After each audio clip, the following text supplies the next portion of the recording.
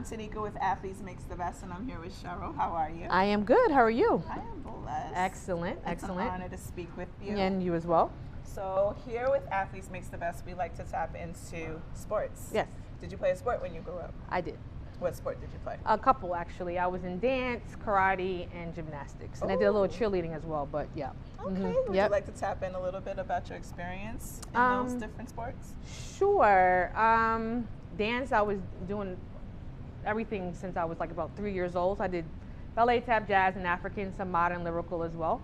And then my mother made sure I was in everything known to man. So I also did gymnastics, and then karate was just she and I, latchkey kid, right? So she wanted to make sure I was able to defend myself.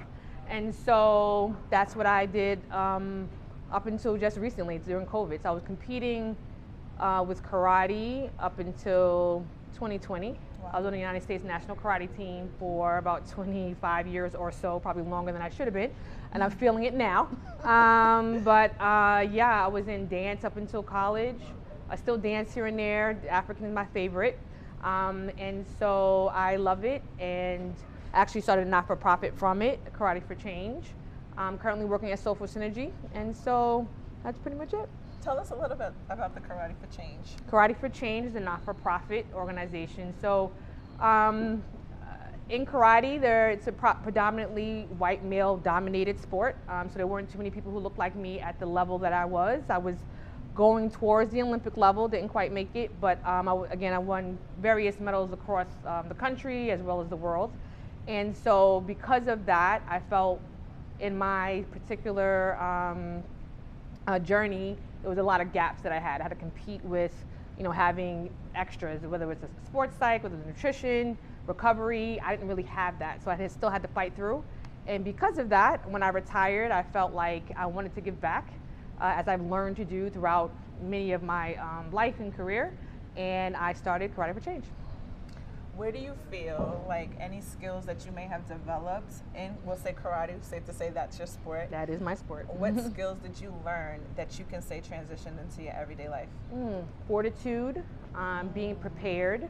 And I heard a little bit of the conversation that you had earlier with the CEO of Soulful Synergy, and that I think it's really having that vision and making sure that I would say have a tunnel vision, so that you know exactly what you want and being able to maneuver through that.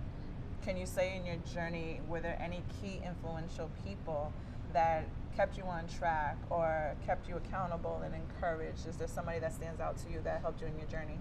Absolutely. One, my mom, definitely. And then my instructor, Wiles, Herb Wiles. He has been just the foundation that I needed, the push that I needed, the support that I needed in order to get through. Again, I stopped competing when I was like 39, 40. I was probably the oldest one, but was able to bring medals back. And through that journey, without him, after my mother passed, without him, it definitely I wouldn't have made all of the accomplishments that I did. If you can speak to whoever's watching this, what is something that you would tell the young youth or even the young adults or even grown adults how to maneuver in real life? What you took from the sports and transitioned it into real life, what would you say to them? Absolutely. I would definitely say to be prepared and understand there are going to be some hard times, and don't take it as that, take it as learning. And I hate to be cliche about it. I know it's one of those things that you constantly hear, but I would definitely say there are going to be some hard times. It's a matter of you just having your vision and having tunnel vision in doing it. Be prepared, and you have to work.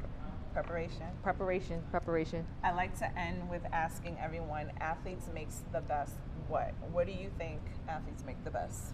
I think athletes make good teammates. I think they make good mentors, good leaders, good teachers.